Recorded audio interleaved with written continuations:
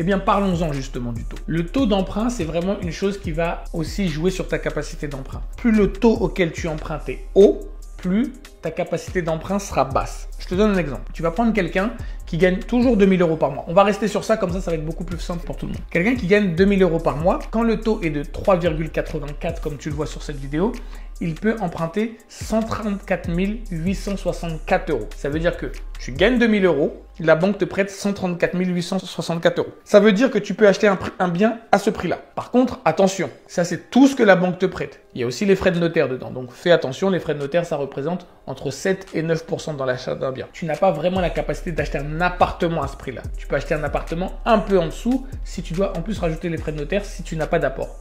Très important. Et ça, c'est un taux qui a 3 et quelques %, donc tu vois ta capacité d'emprunt. Par contre, si on descend le taux, comme tu le vois maintenant, avec un taux à 1,20, ce qui a eu lieu pendant les années 2020 à 2022, c'est à peu près les taux d'emprunt que les gens avaient, et bien avec le même salaire, tu pouvais emprunter 181 350 €. Ça veut dire qu'avec le même salaire, tu pouvais acheter un appartement 30 000 € plus cher.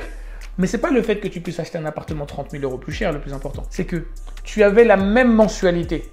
Ça veut dire que tu remboursais le même montant, c'est-à-dire tu remboursais toujours 700 € par mois pendant 25 ans. Mais en remboursant la même somme pendant la même durée, tu pouvais acheter un bien 30% plus cher.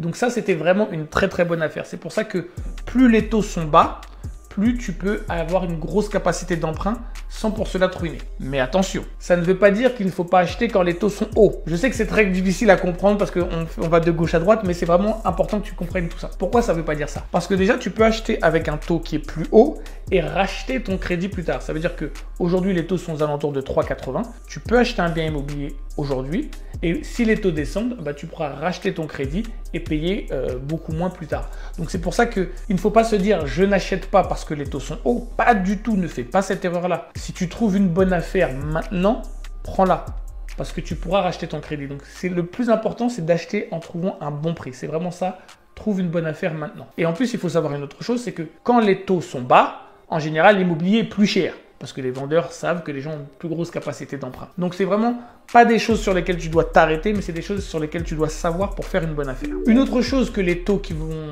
impacter ta capacité d'emprunt, ça va être le taux d'assurance. Parce que quand tu prends un crédit, tu dois assurer ton crédit. Alors, je le dis très clairement, assure-toi à 100%. Il y a des gens qui disent qu'on n'est pas obligé de s'assurer à 100%. Et c'est vrai, ils ont raison.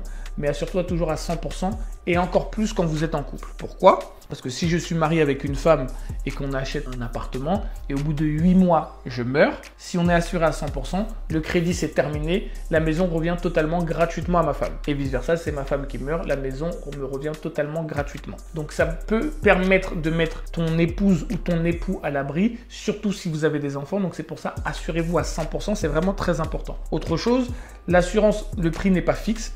Plus tu es jeune, plus l'assurance est basse. Plus tu es vieux, plus l'assurance est haute. Pourquoi? Quand tu es vieux, tu as plus de chances de mourir que quand tu es jeune. Ça ne veut pas dire qu'on ne meurt pas quand on est jeune, mais c'est juste un calcul très simple. Il y a aussi ton état de santé. Plus tu es en bonne santé, plus ton assurance va être avantageuse. Et il y a des gens qui vont me dire comment ils savent ton état de santé. Déjà, ils vont te demander si tu fumes ou des choses comme ça, si tu es sportif. Et ne mentez pas. Si vous fumez, vous dites que vous ne fumez pas. Si on découvre le jour de votre mort que vous avez menti, la maison ne reviendra pas gratuite à l'autre personne. Donc vraiment, ne mentez pas sur les déclarations que vous allez faire à l'assurance. C'est vraiment très important. Ensuite, il faut vraiment que tu comprennes comment fonctionne le crédit. Et ça, j'ai remarqué que beaucoup de gens ne savaient pas comment fonctionnait le crédit. Et c'est vraiment très piégeux. Alors, tu vois, sur le premier tableau que je t'ai montré, avec la personne qui gagne 2000 € par mois et qui peut rembourser 700 €, tu te rends compte que cette personne-là va pouvoir avoir une capacité d'emprunt de 134 864 €. Mais quand tu regardes bien, la personne qui paye 700 € par mois pendant 300 mois, c'est-à-dire 25 ans, elle ne paye pas 134 000 €, elle paye 210 000 €. Comment ça se fait que tu peux acheter un bien à 134 000, mais que tu payes 210 000 € à la banque? Et bien la différence entre 210 000 et 134 000, ça fait 75 000 et quelques euros.